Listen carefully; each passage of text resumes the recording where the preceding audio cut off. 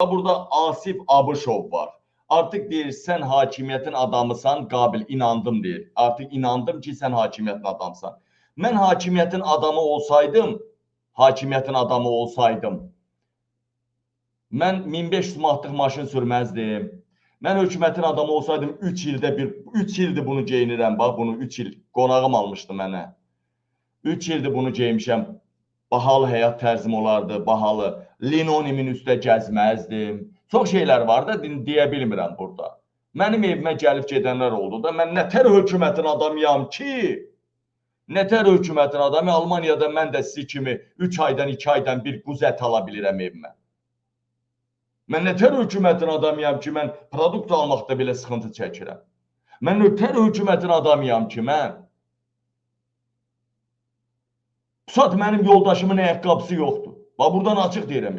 Dünənləri dostumla danışanda, ağsaqqal dayımla deyək, ağsaqqalla danışanda deyir, bir ayaqqabı almağa kömək eləyər. Kurtkası ayaqqabısı yoxdur, and olsun Allaha deyirəm.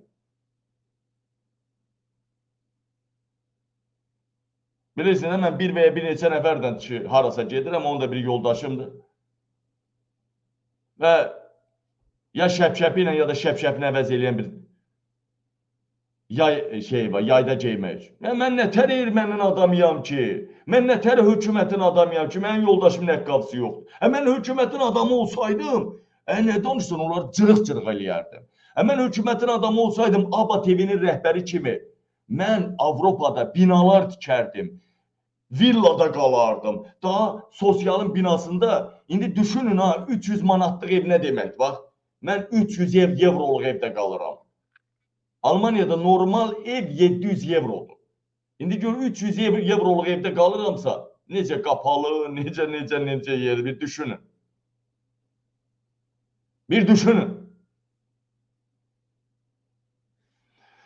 Mən hökumətin adamı olsam, mənim Osman qızı kimi 2,5 milyonluq daşınmaz əmlakım olar. Mən hökumətin adamı olsaydım, Tural Sadıqlı kimi evim olardı. Nə bilim, bahalı maşınım olardı.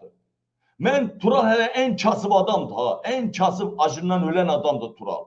Mən hökumətin adamı olsaydım Qurban Məmmədov kimi mənim elektrotexnika mağazam olardı. Mənim 4,5 milyon funt sterlinglik mənim daşınmaz əmlakım olardı. Mən nətər hökumətin adamıyam?